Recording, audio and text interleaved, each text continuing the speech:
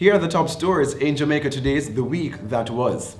Prime Minister Holness declared SOEs in Clarendon and St. NWC implements new schedule for trucking water in St. Mary. Japan gives Jamaica climate framework. Rihanna vows to help Bahamas and Jacure's royal soldier takes the lead. Hello, I am Vaughn Thorpe. And we begin with local news. Prime Minister Andrew Holness on Thursday during a press conference at Jamaica House declared a state of emergency in Clarendon and St. This was due to the spiraling crime rate in both parishes. Speaking at the press conference, the PM reassured and reminded the public that the states of emergencies are not a substitute for regular policing. He said what the SOE does is to provide a respite in the number of crimes, in particular murder, that are taking place. PM Holness says it is to enhance security measures and to enable the security forces to put more boots on the ground and also to restrict the movement of criminals. He also reminded the country that the triple threat of guns, gangs and dons continue to exist.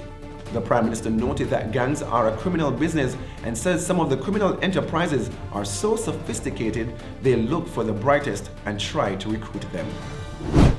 Now, following the start of the new school year, the National Water Commission NWC implemented a new schedule for trucking water to schools and communities affected by the drought in St. Mary.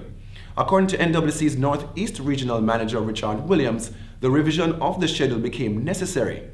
NWC encourages residents to observe their trucking supply times and to manage their water usage effectively.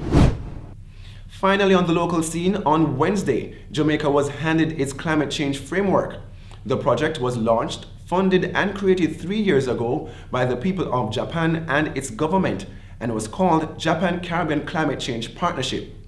The aim was to assist countries to better adapt and mitigate against issues related to climate change through developing legislation and application of low-emission, climate-resilient technologies. While funded by Japan, the project was managed and coordinated by the United Nations Development Programme (UNDP) in Jamaica.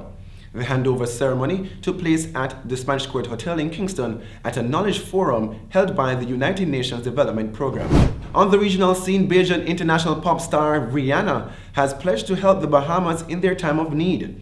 The singer will be assisting with relief efforts after the country was devastated by Hurricane Dorian.